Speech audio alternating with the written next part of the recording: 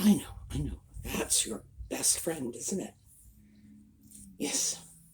Oh, yeah, I know. Welcome back to Just Chattin'. And this is the series of videos we do, yes, yes, yes, on Thursday and Sunday evenings just for our own amusement. And I thought I'd introduce you to Audie's best friend. Yes, yes. Here, how about under here? Yeah. This is Mr. Brush, and he loves Mr. Brush more than anything else in the world. So, he will be a very good boy as long as I hang on to this brush. He'll do whatever it takes to get a little brushing on his fur. So, I think we're going to have a peaceful video today. Scoot along. Here we go. I have cat fur up my nose. Well, we have a couple of things I need to talk to you about. Number one is the comments. Now, I am having difficulty staying on top of the comments. I've had some visual problems. I'm just, not to put too fine a point on it, but it's nothing to be concerned about. It is what it is, but I'm having a bit of a decrease in my vision. So what I have done, see, it's not just bad stuff. I've got a solution for the problem. I have spoken with one of the Sumi's angels, Colleen, and she is going to come in and sort of take over answering the comments. Other of our angels may come in and do this. It depends on how lucky I am. But I need you to understand your comments are very important to me, just because I'm in a situation right now, and this is temporary, I hope, where I can't answer as many of them as quickly as I would like. Please do not think that means I don't regard your comments. I value them greatly, and I am in the process of putting some systems in place to make sure your comments are acknowledged in real time, rather than, wait until whenever I can do it. Ordinarily, I do not have trouble navigating the world without a lot of vision. But YouTube doesn't come in Braille. I guess that's the bottom line. In order to respond to the comments, I really have to be able to read them, because if I have them read aloud by software, it could take days to get through them. So I need to ask for your patience. I need you to bear with me, but please keep in mind, this is nothing bad or unsettling or anything like that. It's just my normal. And I'm really sorry that my normal is spilling out onto the rest of you. I will do the best I can to contain the spillage, but just to make sure you are aware. I'm sure some of you have noticed that the amount of time I've been able to spend responding to comments has dropped lately. So I'm on top of it. I know what's going on, and I'm dealing with it. So, in advance, thank you for your patience. And again, please know I do value your comments, even if I'm in a situation where it's hard to respond to them right now. But Colleen will be taking over, and as I say, with a little bit of luck, we may be able to pull in a few more angels to just sort of help pick up the slack until I get this situation resolved. So, thank you for your patience. We are going to be looking at channel giveaways. Soon, we are in November. This is when I like to start the holiday giveaways. As usual, they're going to be going through the Sumi's Angels Facebook page, mostly because they're far more skilled at giving away presents than I am. You wouldn't think that would be a skill. You would think you should be able to just give stuff away walking down the street. No, not me. I have no gift for it, And they do. They actually manage to get the gifts into people's hands, which is fantastic. So look forward to that. When we come back, we are going to take a look at the latest of our Archetypes podcasts. So I'll see you in a second.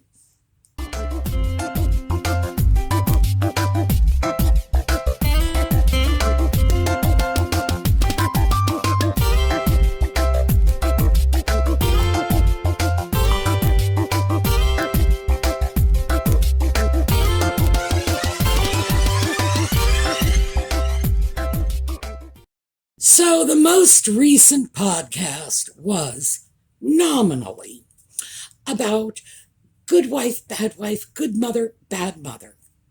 Now I say nominally because at this point we are far enough into this series to understand that that's not what it's about.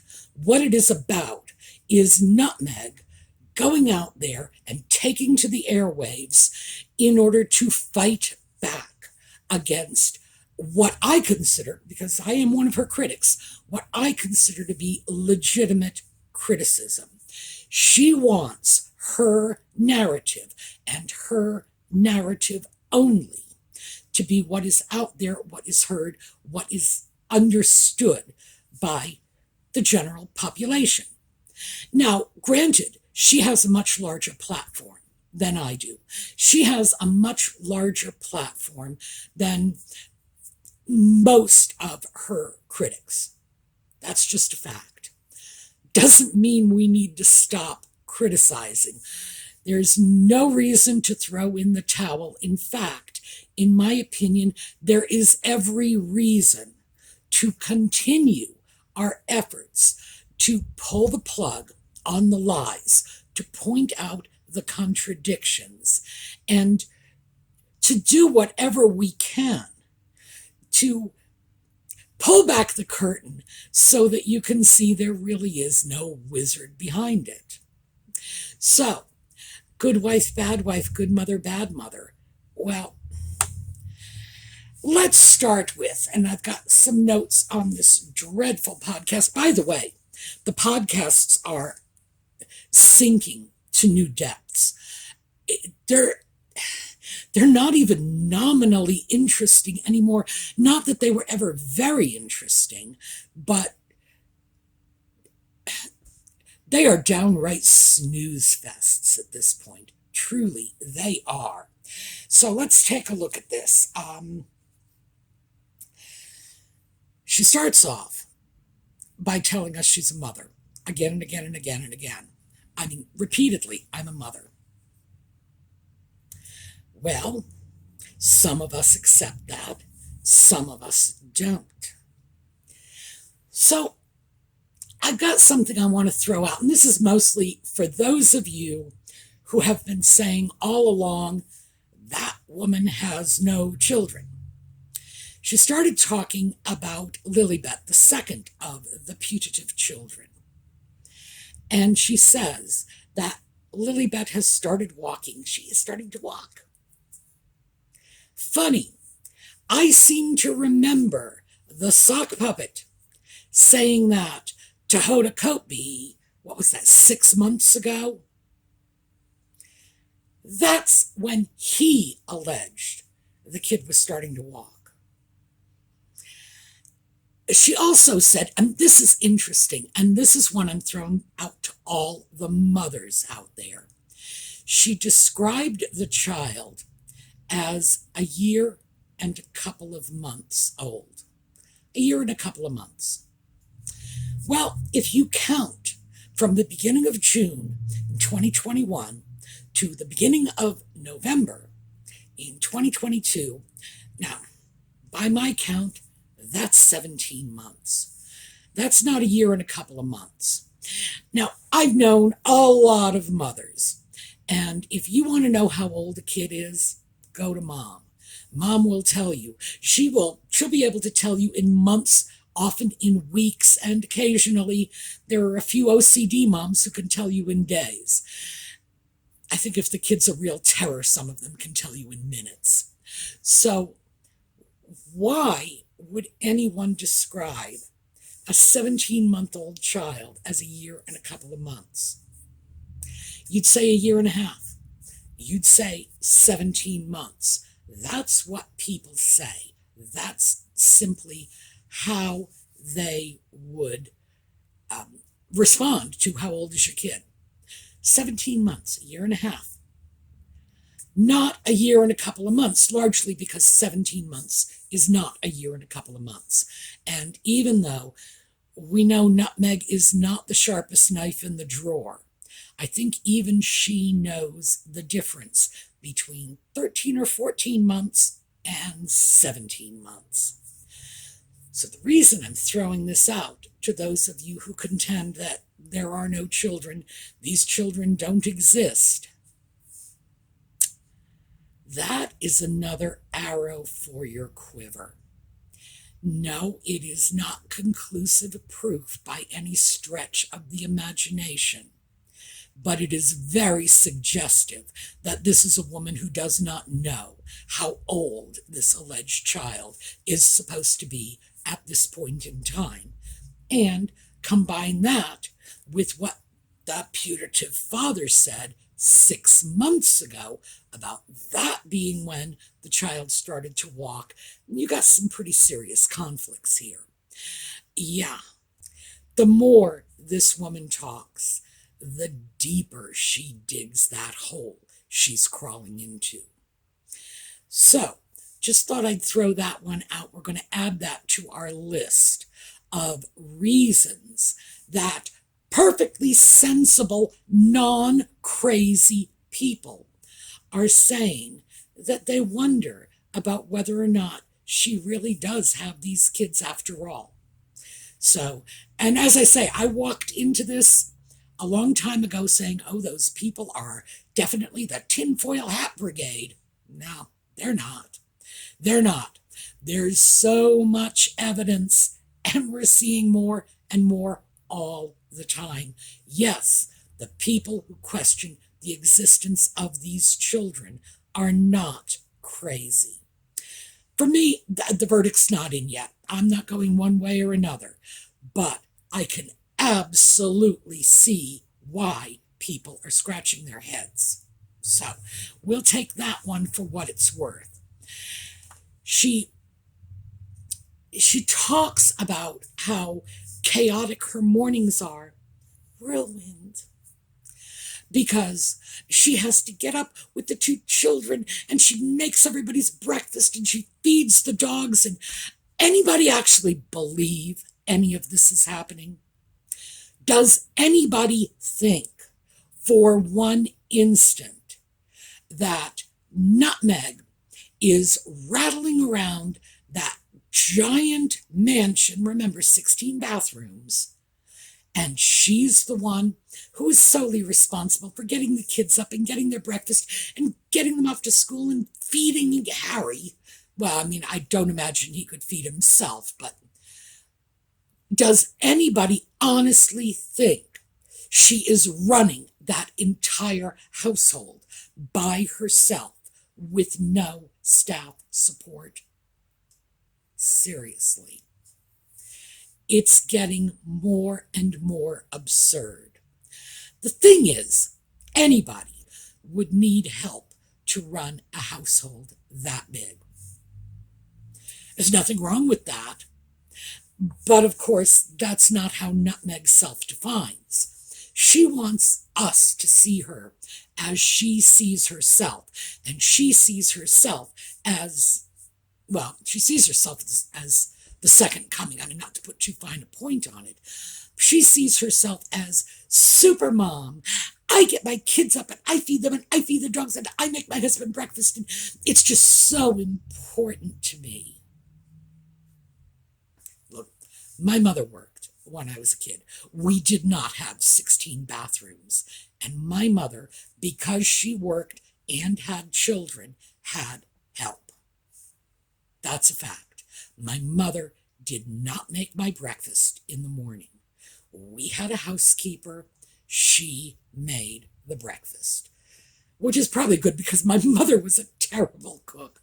Honestly, she was. The woman could have burnt water, but she had help. There's no sin in this. There's no crime in this. Anyone who chooses to remain in the workforce and chooses to have help around the house, help with their kids, good for them.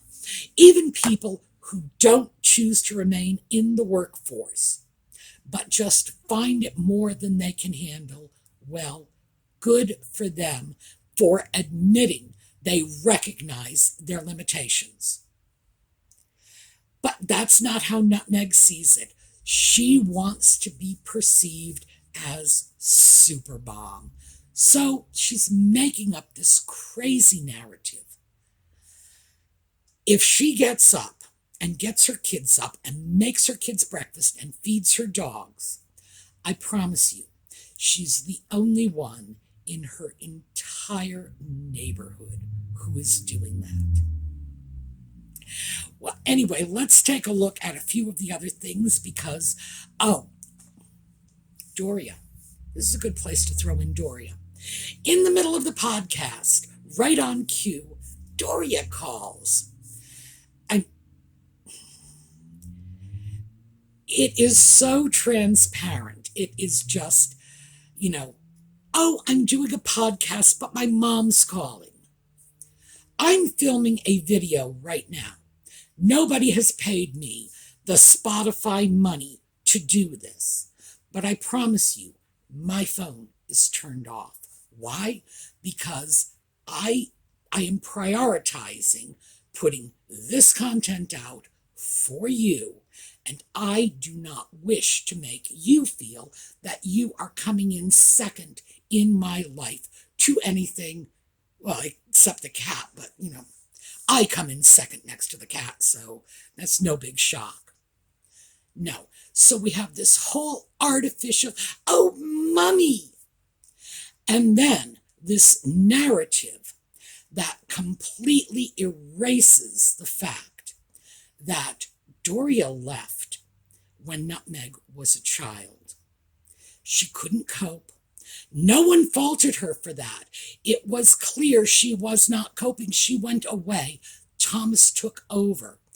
Nutmeg did not suffer for it. No one called Child Protective Services. But Doria wasn't there. Not all mothers can be there for their kids. Oh well, the world is not a perfect place. The person who is, in fact, attaching stigma to Doria's absence at this point is Nutmeg. Because even though other people, and Tom Bauer obviously comes to mind, have pointed out that Doria was not there, it was not done in such a way as to indict Doria as an unfit parent. Thomas took over. The child did not suffer. It was not a situation of dire neglect or anything of the sort. The problem is, when Nutmeg feels she needs to erase Thomas and pencil in Doria and create this fabricated narrative of how her mother was there, for her and helping her throughout her life, is ignoring a 10-year absence. And in so doing, it's bringing that forward in our minds. Those of us who would have walked away from that saying, oh, well, some people are there, some people aren't, and blown it off. Well, now that the lady is protesting too much, now we're looking at it a lot more carefully. There have been some very interesting rumors about where Doria was during those 10 years. I personally have not been able to verify anything. I believe if people like Tom Bauer had been able to verify it, they would have. So I have to say, I think the worst of the rumors are probably just that, just rumors. But Doria was indeed out of the picture. And for Nutmeg to try to write her back in, the only thing that accomplishes is calling attention to the fact that she was out of the picture. Now, there are a few other things that Nutmeg is trying to sort of redress. She clearly wants the world to see her as a good mom and hands-on and la, la, la, la, la. She wants people to see her mother as always having been there in her life, because the contrary information is getting out. Another one of the things, and this is mostly from the Valentine Lowe book, although Tom Bauer did touch on this, the idea that she never intended to stay in the UK. So she's got to trot that one out by talking about her intention to take the British citizen exam. So, and it was so hard. Wasn't it just last week? I think it was last week that she told us what a genius she was. She's the smart one. And she doesn't know who built the Tower of London. Right. For those of you in the US, I'm not going to bother. Those of you in the UK already know this. For those of you in the US, let me just say that William the Conqueror had a couple of nicknames. He was known as William the Bastard. That's another story.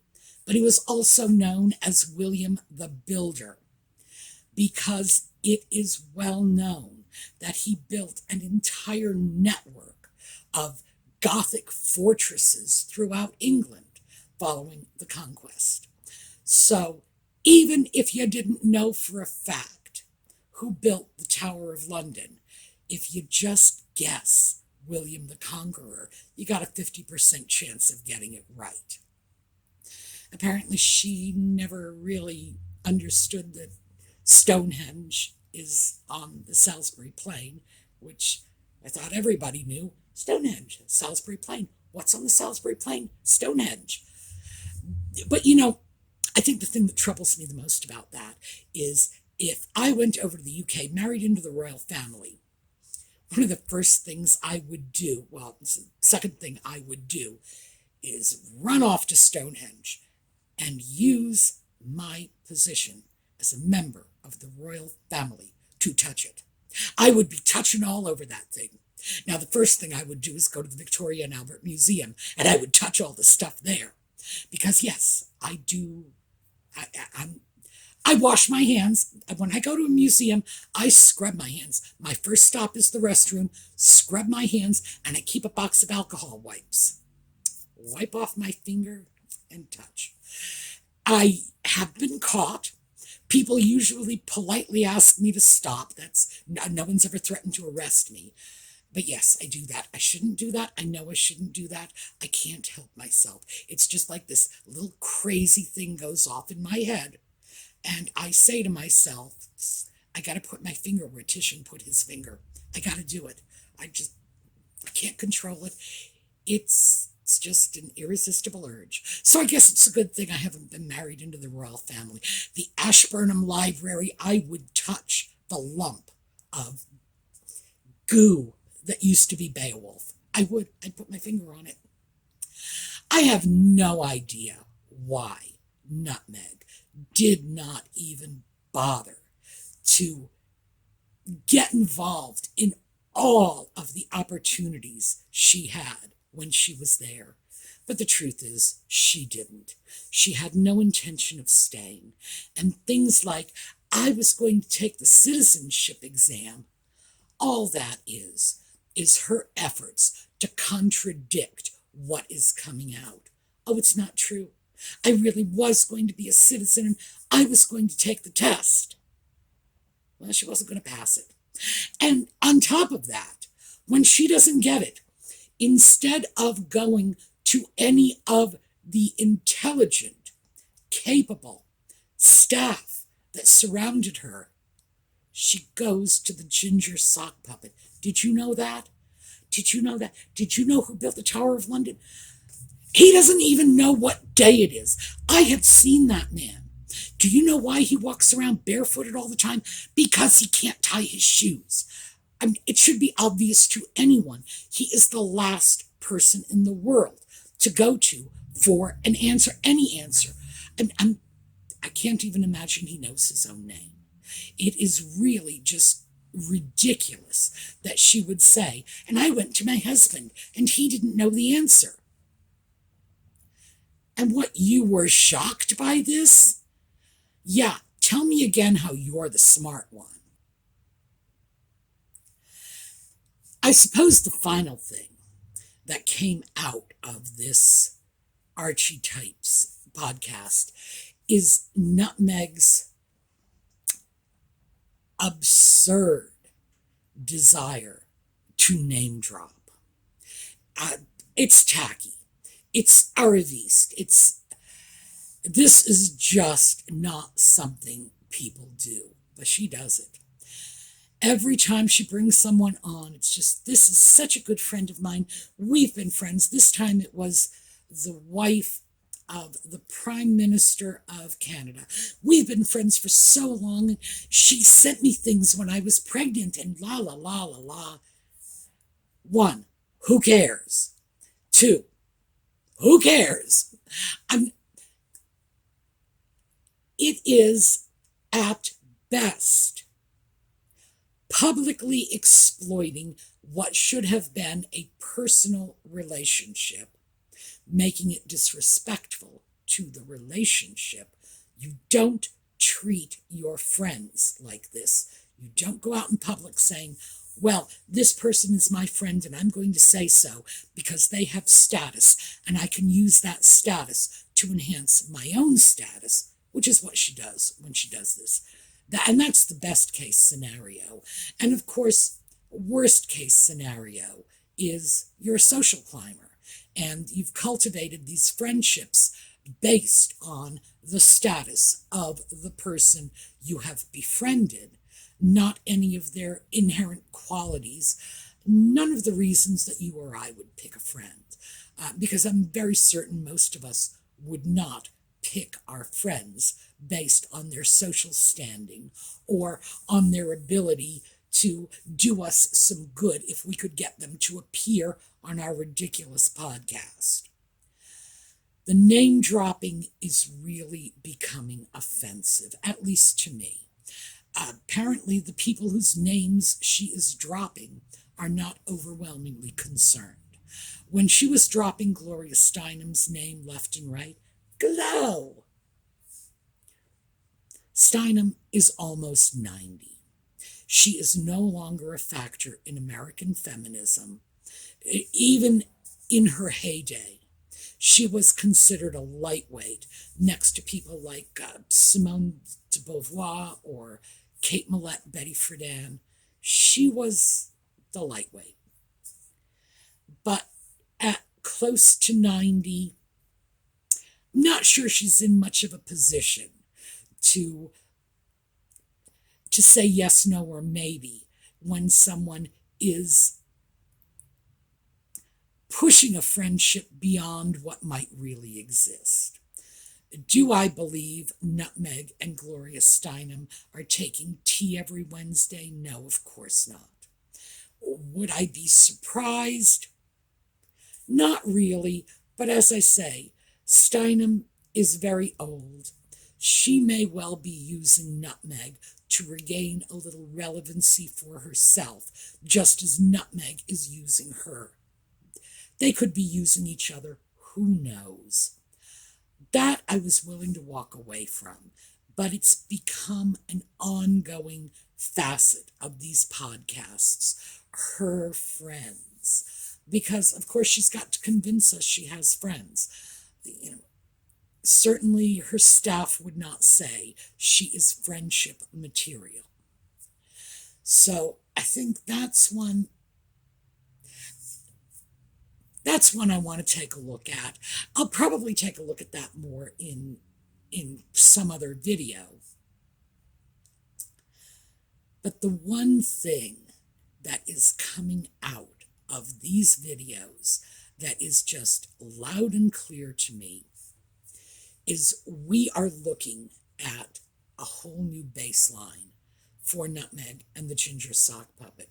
We've seen it with the Ginger Sock Puppet for a while. Now we're seeing it with Nutmeg. And that is their baseline is angry. These are angry people. And it really is becoming more and more obvious. The more they talk, the more we see it. Harry's memoir, Spare, the very title alone just screams, look how angry I am. Look how hard done by I am.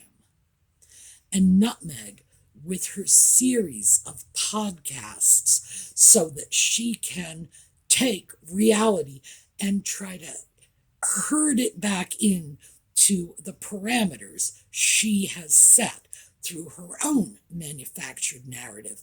Oh yeah, we're seeing angry, we're seeing fighting back. And it's not pretty. This is not a good look. This, by the way, is probably the reason that the British royal family has taken the never explain, never complain. It's like, yeah, when you start fighting back, you just don't look good doing it. No one does. So, do I think this is going to change anytime soon? No, of course not. What can I say about the Archetype podcasts? They're sinking in the toilet. This one is the worst yet. Interestingly enough, the one before it I thought was the worst yet. So clearly they're going down. I am still actively looking for Spotify's raw data to determine how well these podcasts are actually doing. If I find it, I will share it immediately. So that is what I have for you today.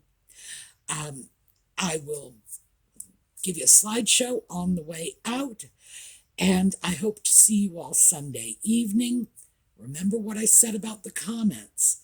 I am still reading them. They are still very much an important part of our channel dynamic. So please, I do want to hear from you. I've just hit a point where I can't do it alone anymore. Best way to think of it. All right. Take care of yourselves, and I will see you all next time.